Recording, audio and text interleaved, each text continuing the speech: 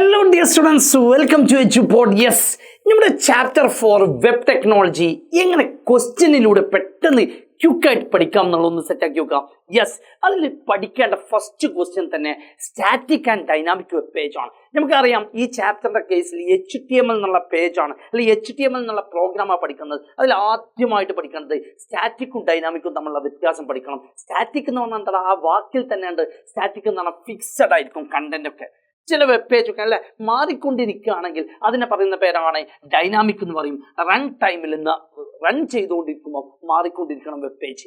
രണ്ടാമത്തെ സെക്ഷൻ ആണ് never use database. അതിന് ഡാറ്റാബേസേ ഉപയോഗിക്കുന്നില്ല, എന്നാൽ ഇവിടെ എന്തുണ്ടാവും, സർ ഡൈനാമിക് വെബ് പേജിൽ ഡാറ്റാബേസ് യൂസ് ചെയ്യുന്നുണ്ട്. മൂന്നാമത്തെ സെക്ഷൻ ആണ് യെസ് ഡയറക്ട്ലി റൺ ഓൺ ബ്രൗസറിലാണ്. നമ്മുടെ ഇന്റർനെറ്റ് എക്സ്പ്ലോറർ, മോസില്ല ഫയർഫോക്സ്, അവിടെയാണ് നമ്മൾ നോർമൽ രീതിയിൽ മറ്റൊരു സെർവറിന്റെ ആവശ്യമില്ല. എന്നാൽ ഇവിടെ എന്താ ഉണ്ടാവുക, റൺ ഓൺ സെർവറാണ്. ലാസ്റ്റ് വൺ ഈസ് പെട്ടെന്ന് ഡെവലപ്പ് ചെയ്യാൻ പറ്റും, ഈസി ടു ഡെവലപ്പ് ആണ്. എന്നാൽ ഡൈനാമിക് വെബ് പേജ് ആണെങ്കിൽ പ്രോഗ്രാമിംഗ് സ്കിൽസ് ആർ റിക്വയർഡ്. ഇതാണ് ഏറ്റവും ഇമ്പോർട്ടൻ്റ് ആയിട്ട് പഠിക്കണം, നിർബന്ധമാണ് സ്റ്റാറ്റിക് ഡൈനാമിക്. യെസ്, മറ്റൊരു section client side scripting and server side scripting. ഈ രണ്ട് കാര്യമാണ് ഈ ചാപ്റ്ററിലെ ഏറ്റവും important. Static dynamic, client side, server side. Client side പഠിക്കാൻ എളുപ്പമാണ്, ആദ്യത്തെ 2 പോയിന്റ് എളുപ്പമാണ്. Script is copied to client browser, ബ്രൗസറിൽ തന്നെയാണ് ഉണ്ടാവുക. റൺ ചെയ്യലും ബ്രൗസറിൽ തന്നെയാണ്. എന്നാൽ ഇവിടെ സ്ക്രിപ്റ്റ് ഓൾറെഡി വെബ് സെർവറിലാണ് ഉണ്ടാവുക, ഇത് റൺ ചെയ്യലും സെർവറിലാണ്. 2 പോയിന്റ് വളരെ സിമ്പിൾ ആയിട്ട് പഠിക്കാൻ കഴിയും. മൂന്നാമത്തെ, എന്തിനാണ് ക്ലൈന്റ് സൈഡ് യൂസ് ചെയ്യുന്നത്? യൂസ്ഡ് ഫോർ വാലിഡേഷൻ, വാലിഡേഷൻ പർപ്പസിന് വേണ്ടിയാണ്. എന്നാൽ ഇവിടെ എന്താ, കണക്ട് ചെയ്യുന്ന ഡാറ്റാബേസുമായി കണക്ട് ചെയ്യുക എന്നിട്ട് റിട്ടേൺ റിസൾട്ട്. അപ്പൊ യൂസ്ഡ് ഫോർ വാലിഡേഷൻ, അവിടെ കണക്ട് ടു ഡാറ്റാബേസ്. നാലാമത്തെ പോയിന്റ്, യൂസറിന് ബ്ലോക്ക് ചെയ്യാൻ പറ്റും, ക്യാൻ ബ്ലോക്ക് ആണ്. ഇവിടെ എന്താ, കാൺ ബ്ലോക്ക്. ഇതിന്റെ എക്സ്ട്രാ ഒരു പോയിന്റ് കൂടി കയറ്റണം. ക്ലൈന്റ് സൈഡ് സ്ക്രിപ്റ്റിംഗിൽ യൂസ് ചെയ്യുന്ന ലാംഗ്വേജ് ആണ് ജാവ സ്ക്രിപ്റ്റും അതേപോലെ VB സ്ക്രിപ്റ്റും. എന്നാൽ ഇവിടെ യൂസ് ചെയ്യുന്ന സെർവർ സൈഡ് സ്ക്രിപ്റ്റിൽ PHP, ASP, JSP. അവിടെ തീർന്നു, മെയിൻ സെക്ഷൻ അവിടെ തീർന്നു. മൂന്നാമത്തെ ക്വസ്റ്റ്യൻ, യെസ് ഏറ്റവും ഇമ്പോർട്ടൻ്റ് ആയിട്ട്, എന്താ കണ്ടെയ്നർ MG. കുറെ ടാഗുകൾ തരും, കുറെ ടാഗുകൾ തന്നിട്ട് കണ്ടെയ്നർ ഏതാ MG ഏതാ ആദ്യം പഠിക്കേണ്ടത്. ടാഗ് എന്താണെന്ന് പഠിക്കാം.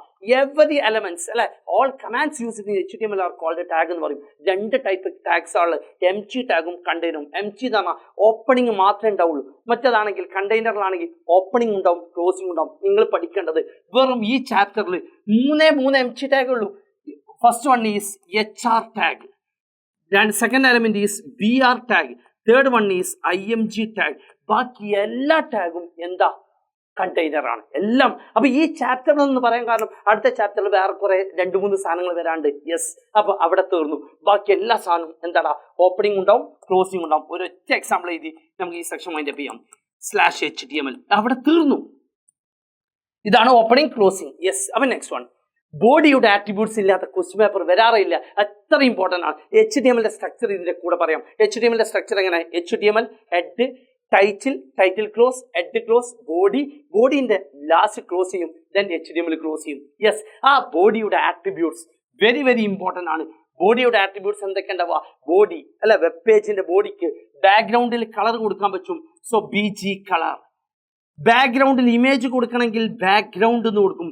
ബോഡി ബാക്ക്ഗ്രൗണ്ട് ഈക്വൽ ടു താജ്മഹൽ.jpg. അപ്പൊ താജ്മഹലിന്റെ ഡയഗ്രം വരും.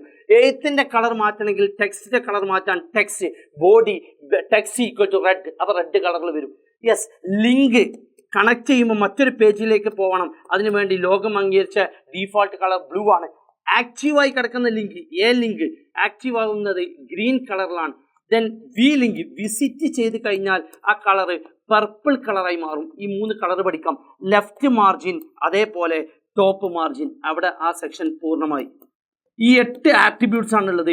നിർബന്ധമായിട്ടും ഏതെങ്കിലും ഒരു 3 പഠിക്കുക. ഒരു എക്സാമ്പിൾ പഠിക്കുക. Body BG colour equal to red അല്ലെങ്കിൽ അങ്ങനെ എന്തെങ്കിലും. യെസ്, അപ്പൊ next one, right any 6 text formatting tags with example. നിർബന്ധമാണ്. ടെക്സ്റ്റ് ഫോർമാറ്റിംഗ് ടാഗ്സ് 12 എലമെന്റ്സ് ഉണ്ട്. ഒന്ന്, കട്ടിയിൽ വരാൻ ബോൾഡ്, ചെരിച്ച് എഴുതാൻ italic, U underline, then last one is strike, നടു കൂടെ വെട്ടണം. ദെൻ സൈസ് ഒന്ന് കൂടണമെങ്കിൽ ബിഗ്, സൈസ് ഒന്ന് കുറയാൻ സ്മോൾ.